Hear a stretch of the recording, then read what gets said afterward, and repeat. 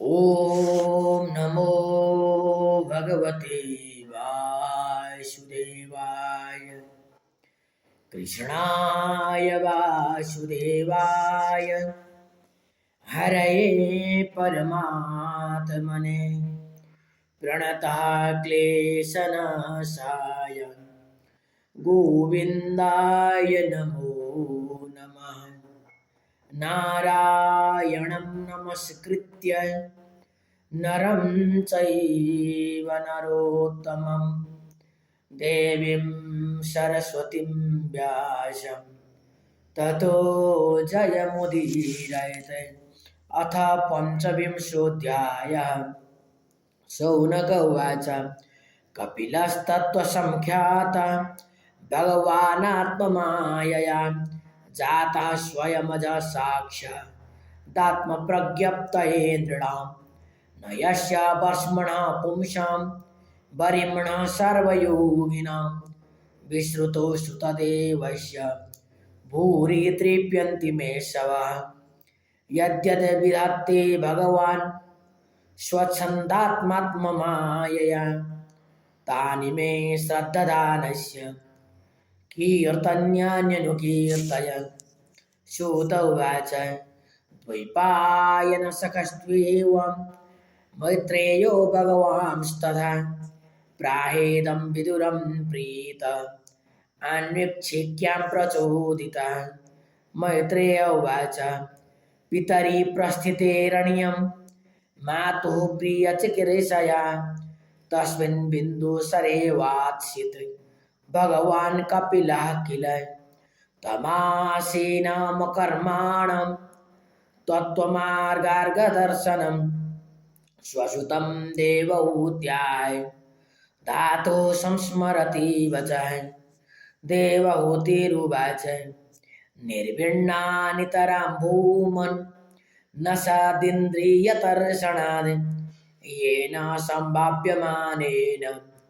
प्रपन्नान्धं तमः प्रभो तस्य त्वं तमसोन्धस्य दुष्पारस्याद्यपारगं सच्चक्षुर्जन्मनामन्ते लब्धं मे तदनुग्रहात्। याद्यो भगवान् पुंसामीश्वरो वै भवान् किल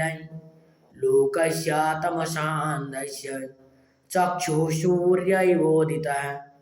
अथ मे देव सम्मोहमपाक्रष्टुं त्वमर्हसि यो वग्रहोऽहं ममेति त्येतस्मिन् योजितस्त्वया। त्वं त्वागताहं शरणं शरणीयं स्वभृत्य संसारतरोः कुठार जिज्ञासयाहं प्रकृतेः पुरुषस्य नमामि सद्धर्मविदां वरिष्ठम्। मैत्रेय उवाच इति स्वमातुरनिरवद्यमीप्सितं निशम्य पुंसामपवर्गवर्धनम् धिया विनन्द्यात्मवतां सतां गतिर्बभासयि शतस्मितशोभितानना। श्रीभगवानुवाच योग आध्यात्मिकः पुंसां मतो निःश्रेयसाय मे अत्यन्तोपरतिर्यत्र दुःखस्य च सुखस्य च तमिमं ते प्रवक्ष्यामि यमवोचं पुराणगे ऋषीणां श्रोतुकामानां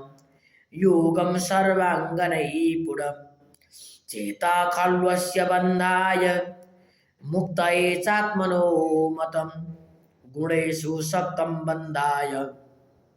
रतं वा पुंसि मुक्तये। अहं ममाभिमानोत्थैः कामलोभादिभिर्मलैः वीतं यथ मनः शुद्ध मदुःखमसुखं समं तदा पुरुषात्मानं केवलं प्रकृतेः परं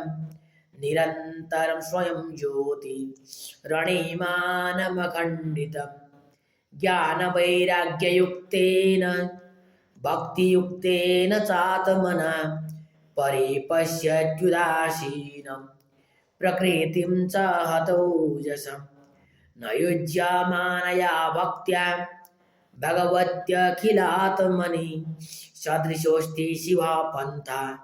योगिनं ब्रह्मसिद्धै प्रसङ्गमजरं पाशमात्मनः कवयो विदुः स एव साधुषु कृतो मोक्षद्वारमपावृतम् तितिक्षवः कारुणिकाः सुहृदा सर्वदेहिनाम् अजातशत्रवः शान्ताः साधवः साधुभूषणाः मय्यनन्येन भावेन भक्तिं कुर्वन्ति ये दृढां मत्कृते त्यक्तस्वजनबान्धवाः मदाश्रयाः कथां पृष्टाः शृण्वन्ति कथयन्ति च तपन्ति विविधास्तापा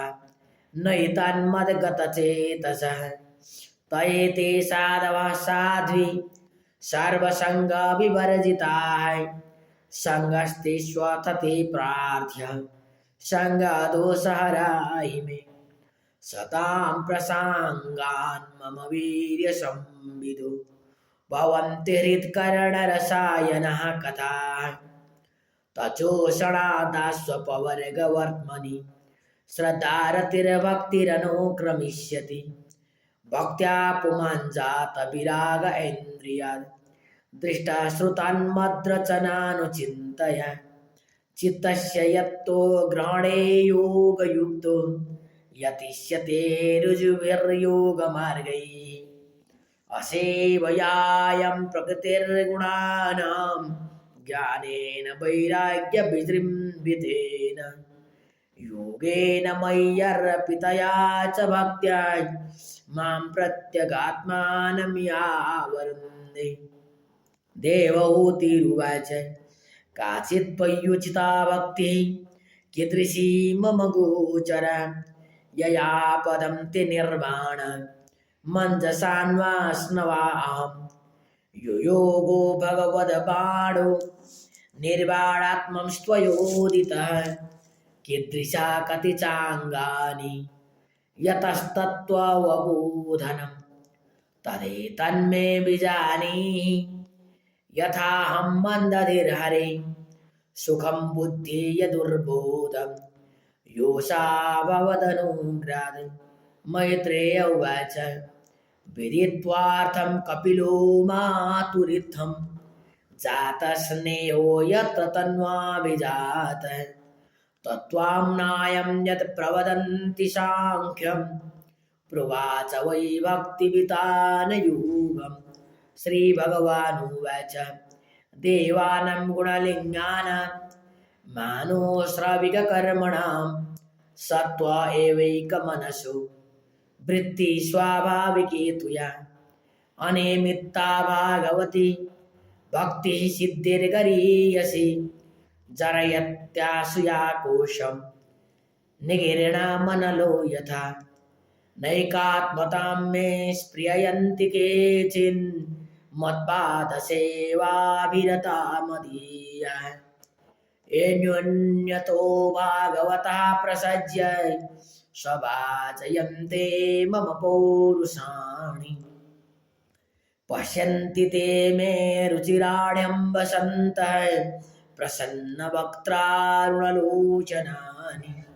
रूपाणि दिव्यानि वरप्रदानि साकं वाचं स्पृहणीयां वदन्ति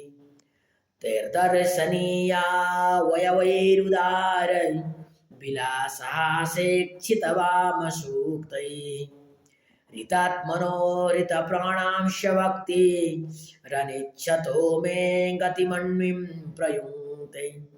अथो विभूतिं मम माया विनस्ता मैश्वर्यमष्टाङ्गमनुप्रवृत्तं श्रियं भागवतीं स्वास्पृहयन्ति भद्रां परस्य मे ते स्नुवते तु लोके न कर्हिचिन्मत्परः शान्तरूपे न क्षन्ति नो मे निमिषो लेढ्येति येषामहं प्रियात्मा सुतस्य सखा गुरुः सुहृदो नैवमिष्टम् इमं लोकं तथैवामुमात्मानमुभयायिनम् आत्मानमुनये चेय ये रायः पशवो गृहाः विसृज्य सर्वानन्यांश्च मामेवं विश्वतो मुखं भजन्त्यनन्यया भक्त्या तान् मृत्योरतिपारये नान्यत्र मद्गतं नान्यत्र मद्भगवतः प्रधानपुरुषेश्वरात् आत्मनः सर्वभूतानां भयं तीव्रं निवर्तते मद्भयाद्वातिवातोऽयं सूर्यस्तपति मद्भयात् वर्षतीन्द्रो दहत्यग्निर्मृत्युश्चरति मद्भयात् ज्ञानवैराग्ययुक्तेन भक्तियोगेन योगिनः क्षेमाय पादमूलं मे प्रविशन्त्यकुतो भयम्